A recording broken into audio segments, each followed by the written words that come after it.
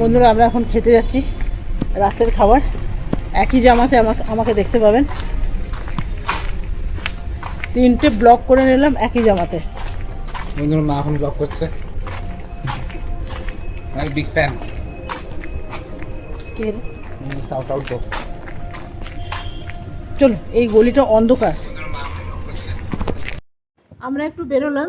কোথায় যাচ্ছি জানেন? রাত্রেবেলায় খেতে। এই একই জামা পরে আমি 3টে ব্লগ করে নিলাম। কি করব বলুন? একবারে খাওয়া দাওয়ার পর স্নান করব, তারপরে জামাটা ছাড়বো। ছোট ছোট করে ভিডিও বানাচ্ছি যাতে আপনাদেরও সুবিধা হবে আর আমাদেরও সুবিধা হবে। আর একটু বলবাম আপনাদেরও দেখাবো আর আমিও দেখাবো। মন্দির অবধি যাবো না, পুরো শহর এখন সব বলবাম করতে করতে ঠাকুরের কাছে যায়, গিয়ে জল ঢালে।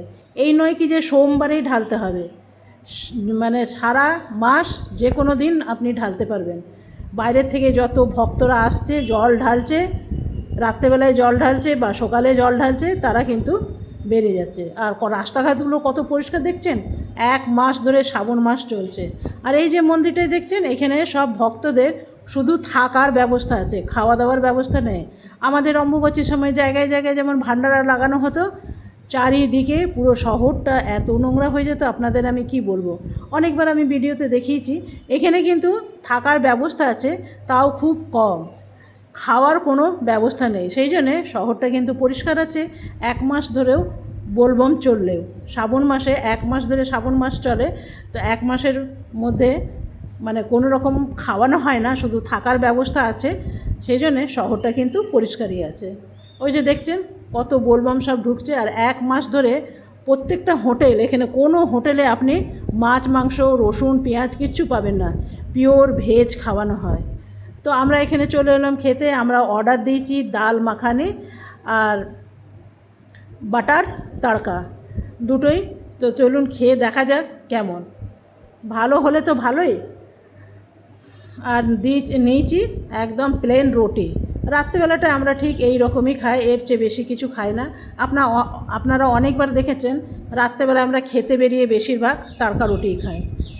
এমনিতেই মানে কি বলবো, রাত অনেক হয়ে গেছে। আর এইখানে জানেন তো সারা রাত হোটেলগুলো খোলা থাকে, কেন কি ভক্তরা আসে ঠাকুরের কাছে জল ঢেলে খাওয়া দাওয়া করে কিন্তু আবার বেরিয়ে পড়ে। হরিদ্বার যায়, কলকাতায় তারকেশ্বর যায়, এরকম নানা জায়গায় কিন্তু যায়। আবার অনেকেই আছে কিন্তু পায়ে হেঁটে এগুলো যাতায়াত করছে। একজনের সাথে পরিচয় হলো, সে বলল মে মাসে বেরিয়েছে, বুঝে দেখুন, হেঁটে হেঁটে সব জায়গায় যাওয়া আসা করছে। তো চলুন, আমাদের এখন ভীষণ খিদে পেয়ে গেছে। আজকেই আমরা এসেছি, টায়ার্ডও হয়ে গেছি, অনেক বেশি টায়ার্ড হয়ে গেছি জানেন। তো খাওয়া দাওয়া করে তারপরে একটু বাইরের দিকটা যাব, হ্যাঁ, গিয়ে দেখব কীরকম। তা আমাদের খাওয়া চলে এসছে। এই যে এইটা হলো বাটার তড়কা, এটা হলো বাটার তড়কা। আর ওইদিকে আছে ডাল মাখানি। এগুলো কিন্তু পিওর ভেজ, রসুন মানে পেঁয়াজ রসুন ছাড়া। আর এখানে জানেন তো 1 মাস ধরে কিন্তু আপনি মাছ পাবেন না, মাংস পাবেন না। হোটেলে কোনো কিছু মানে পেঁয়াজ রসুন ছাড়া কিন্তু প্রত্যেকটা হোটেল এমনিই আছে। ভালো, কিন্তু একদিকে ভালো জানেন, চোখ বন্ধ করে ঢুকে যাওয়া যায়।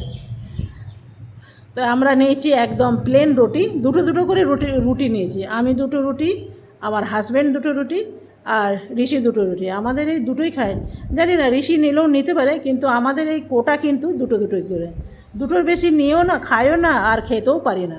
তো আমাদের খাওয়া দাওয়া হয়ে গেল। চলুন একটু বাইরেটা ঘুরে দেখি কেমন। কিন্তু ঘোরার আজকে সামর্থ্য নেই জানেন, অনেকটা গাড়ি করে এসছি তো, টায়ার্ড হয়ে গেছি খুব। এই যে মন্দিরটা, এই মন্দিরে শুধু থাকার ব্যবস্থা আছে। বেশিরভাগ মানুষ কিন্তু জল টল ঢেলে কিন্তু বেরিয়ে যাচ্ছে।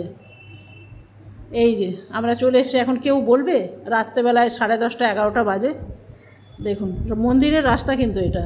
তবে মন্দির অবধি এখন যাব না, কালকে যাব। কেন, জামা কাপড়ে ঠিক নেই তো, কালকে যাব। যে কোনো জামা পরে মন্দিরে কিন্তু যেতে ভালো লাগে না। আর এই মন্দিরের রাস্তা দেখে মনে হবে যেন বিকেল 5টা বাজে, এতটাই মানে সারা রাত এইরকমই চহল পহল দেখতে পাবেন। তো চলুন এরপরে চলে যাচ্ছি ঘর। ঋষিও সারাদিন অফিস করেছে, বলছে মা কালকে সকাল সকাল বেরোতে হবে। আর আমরাও মানে বলতে পারেন টায়ার্ড হয়ে গেছি। তো চলুন এরপরে ঘরে যাই। ঘরে গিয়ে একদম স্নান করব, স্নান টান করে তারপরে শুয়ে পড়ব। তো ভিডিওটা কেমন লাগলো বন্ধুরা অবশ্যই জানাবেন। কালকে যাব মন্দিরে, যদি পারি তো কালকে যাব। আর নয়তো সোমবারে যাব। তো চলুন, ঘরে চলে এসেছি। আর এই দিকে রাস্তাঘাটগুলো কিন্তু আমার বেশ পরিষ্কারই লাগছে, জানেন, কোনো অসুবিধা নেই। তো চলুন, আমার মুখের অবস্থা খুবই খারাপ, দেখতে পাচ্ছেন। যদি ভিডিওটা ভালো লাগে তা একটা লাইক করবেন, সাবস্ক্রাইব করবেন, আমার পাশে থাকবেন। আর কালকে যাব মন্দিরে, সবটাই আপনাদেরকে দেখাবো।